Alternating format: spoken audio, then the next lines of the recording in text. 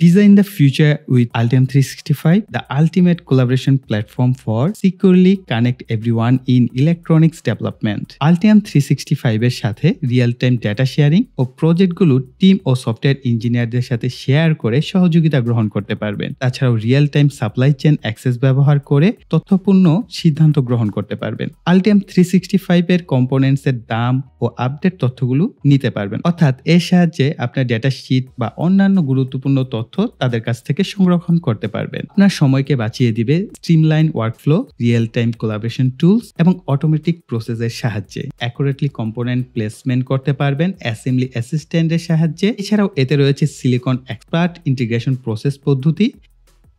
এছাড়াও রয়েছে requirements manager options, যার সাহায্যে আপনারা খুব সহজে রিকোয়ারমেন্টসগুলো ম্যানেজারের সাথে শেয়ার করতে পারবেন।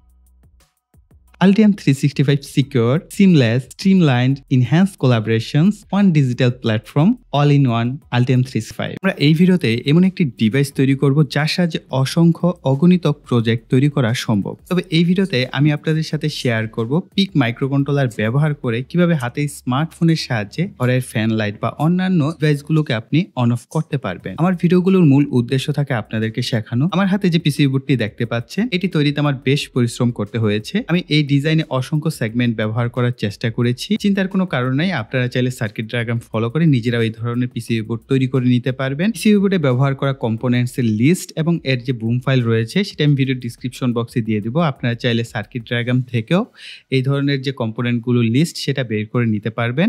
এছাড়া আমি বুম ফাইলটি ভিডিও ডিসক্রিপশন বক্সে আপনাদের জন্য দিয়ে দিচ্ছি।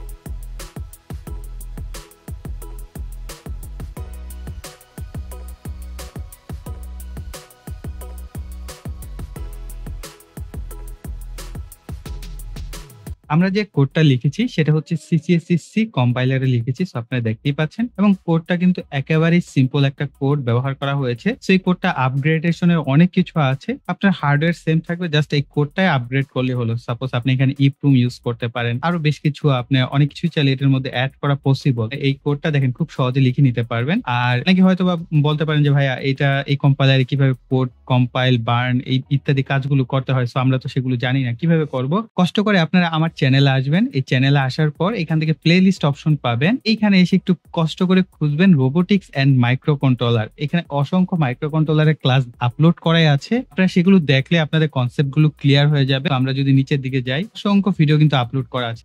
Robotics and microcontroller complete tutorial in Bangla. হ্যাঁ, এইখানে প্রায় 37টা ভিডিও আছে, এগুলো আপনারা দেখে নিতে পারেন। এছাড়া এখানে আরো 62টা ভিডিও আছে microcontroller and embedded system. এছাড়াও তো অসংখ্য প্লে লিস্ট আছে, এগুলো একটু কষ্ট করে দেখে নিবেন, তাহলে আপনারা বুঝতে সুবিধা হবে যে এখানে কোডটা কিভাবে করা হলো এবং এই কোডটাকে কিভাবে আমরা আইসির মধ্যে নিয়ে নিলাম।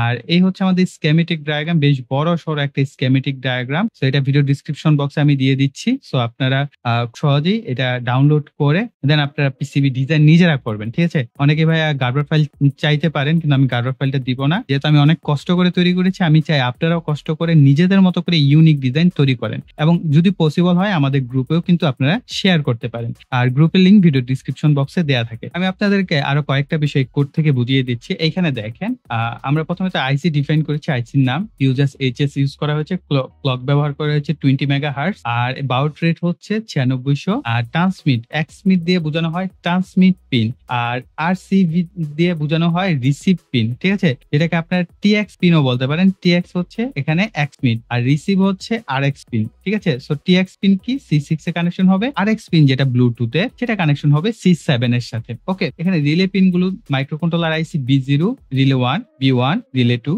B2, রিলে 3, B3, রিলে 4 এর সাথে কানেকশন করা হয়েছে। আর এখানে কোড গুলো দেওয়া হয়েছে যে কেস 1 যদি হয় তাহলে হচ্ছে রিলে অন হবে, কেস 2 হলে অফ হবে, 3 হলে অন, 4 হলে অফ। এভাবে হচ্ছে আমরা 8 পর্যন্ত ইউজ করছি। খুব সিম্পল একটা কোড।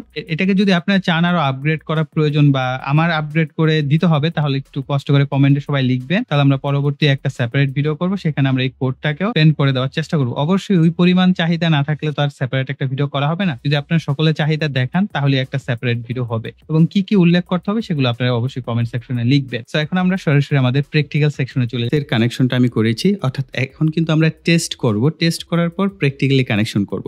আর একটু দেখেন, এত বড় ডিভাইস তার প্রয়োজন নেই, আমাদের যে কাজটা স্পেসিফিকলি করা হয়েছে সেখানে রিলে মডিউল হলেই হয় আর মাইক্রোকন্ট্রোলার বাইসিং হলেই আমরা কিন্তু করতে পারতাম। এবং এটা আসলে একটা মাস্টার ট্রেনার আমি তৈরি করেছি। এর ভিতরে দেখেন এলসিডি ডিসপ্লে কানেকশন রয়েছে। এই ধরনের এলসিডি ডিসপ্লে আপনারা এটার সাথে কানেকশন করে দিতে পারবেন। এখানে কানেক্টর রয়েছে, এরপর এখানে ভোল্টেজ ডিভাইডার রয়েছে, চার্জার কানেকশন রয়েছে। এখানে ইউএসবি টাইপ বি এর মাধ্যমে আপনারা চাইলে ইনপুট দিতে পারবেন, চাইলে 12 ভোল্ট থেকে ইনপুট দেওয়া যাবে। এখানে পাওয়ার সাপ্লাই ইউনিট ইউজ করা হয়েছে। এছাড়া এখানে দেখতে পাচ্ছেন পুশ বাটন সুইচ ব্যবহার করা হয়েছে 4টা, যার মাধ্যমে আমরা ইনপুট সিগন্যাল টেস্ট করতে পারবো। এলইডি সেগমেন্ট ব্যবহার করা হয়েছে, যার মাধ্যমে আমরা যে কোনো আউটপুট প্রোগ্রামে চেক করতে পারবো। রিলে মডিউল রয়েছে এক্সটার্নাল ভাবে। তাছাড়াও এখানে মাইক্রোকন্ট্রোলার আইসি ইনপুট আউটপুট পিন অর্থাৎ আইও পিন গুলো কিন্তু বাইরের দিকে টানা আছে, সেগুলো আপনারা কানেকশন করতে পারবেন। তাছাড়াও যে কোনো সেন্সরকে কানেকশন করার জন্য এক্সটার্নাল পিন আউট কিন্তু এখানে দেওয়া হয়েছে। সো বুঝতেই পারছেন বেশ প্রফেশনাল একটি সার্কিট বোর্ড কিন্তু এটি, এবং এই সার্কিটটি দেখতেই পাচ্ছেন আমার নিজস্ব তৈরি করা। তাই এখানে ব্র্যান্ডিং করা হয়েছে engineering science and technology, design by Istiaq Khan. এবার একটু কানেকশনটা ঝটপট বলে দিচ্ছি। এখানে দেখতে পাচ্ছেন আমরা একটা ব্লুটুথ কানেকশন করেছি। ব্লুটুথের পিছনের দিকেই এর পিন কনফিগারেশনটা রয়েছে। মূলত আমরা 4টা পিনকে কানেকশন করি। +5 ভোল্ট, গ্রাউন্ড, জানেন +5 ভোল্ট আর গ্রাউন্ড যাবে আমাদের এখানে।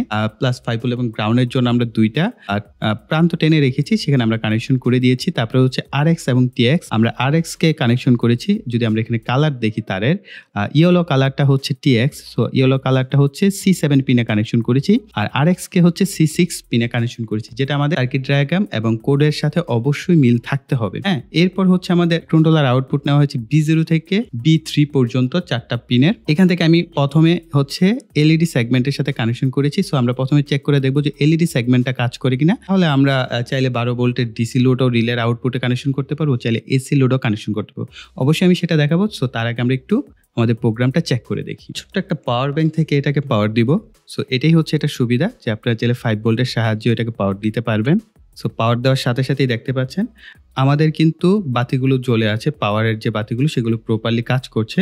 পাশাপাশি আমাদের যে ব্লুটুথ আছে সেটাও কিন্তু ব্লিঙ্কিং করছে, অর্থাৎ সে পেয়ার মোডের জন্য রেডি। আপনি আপনার স্মার্টফোনে চলে যাবেন এবং এখান থেকে প্লে স্টোরে যাবেন। প্লে স্টোরে যাওয়ার পর আরডুইনো ব্লুটুথ কন্ট্রোল এই অ্যাপসটি ডাউনলোড করে নেবেন। সো আপনার আইকনটা দেখতে পাচ্ছেন, এই আইকনের যে অ্যাপসটা আছে এটাকে আপনারা ডাউনলোড করে নেবেন। এরপর এটাকে ওপেন করবেন। অবশ্যই এটা ওপেন করার আগে ব্লুটুথ অপশনটা অন করে দিবেন। ব্লুটুথ অপশন অন করার পর যখন অ্যাপসটা ওপেন হবে, আপনার ডিভাইসের সাথে কানেক্ট হবে, তখন কিন্তু এটা ব্লিঙ্কিং করা বন্ধ করে দিবে বা অনেক স্লো ব্লিঙ্কিং করবে। সো দেখেন অনেক ধীরে ধীরে ব্লিঙ্কিং করছে অনেকক্ষণ পর পর। আমরা যদি এখানে বাটন অপশন যেটা আছে এখানে প্রেস করি, তাহলে আমরা দেখতে পাবো যে আমরা এই জিনিসগুলোকে আগে একবার জাস্ট সবগুলোকে অন করলাম, দেখতে পাচ্ছেন বাতিগুলো। এরপর আমরা চাইলে একে একে অফ করতে পারছি।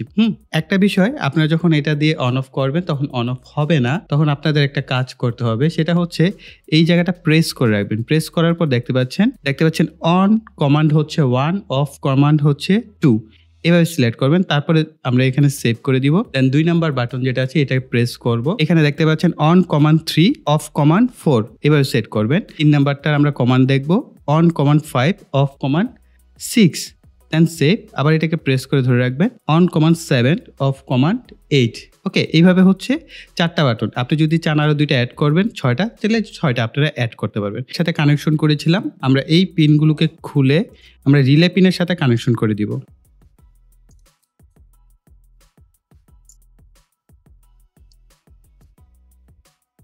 আমরা এখানে অন অফ প্রেস করলে আমরা রিলের যে কন্টাক্ট চেঞ্জ সেই শব্দটা কিন্তু পাচ্ছি।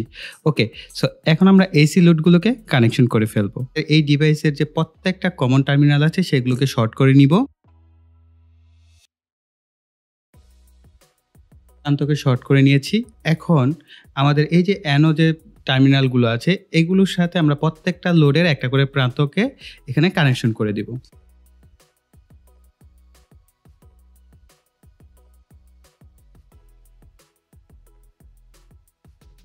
এখন আমাদের প্রত্যেকটা লোডের যে অবশিষ্ট একটা করে প্রান্ত আছে সেটা আমাদের এই প্রান্তের সাথে আমরা অর্থাৎ আমাদের যে প্লাগ আছে এই প্লাগের সাথে কানেকশন করে ফেলবো।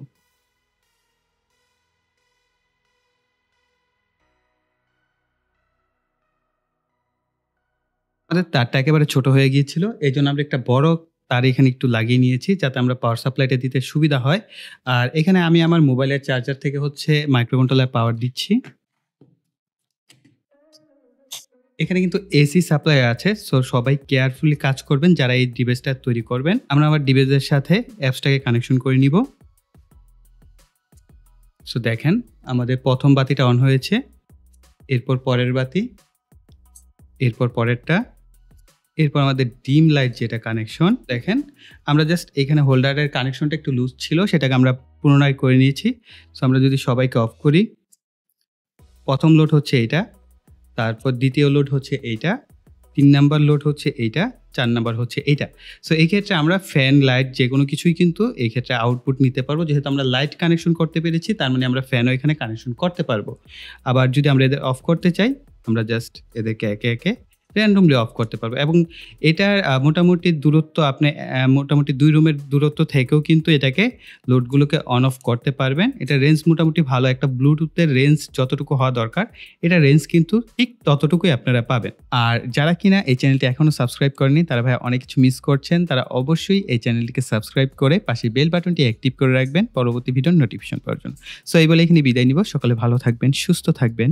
টাটা।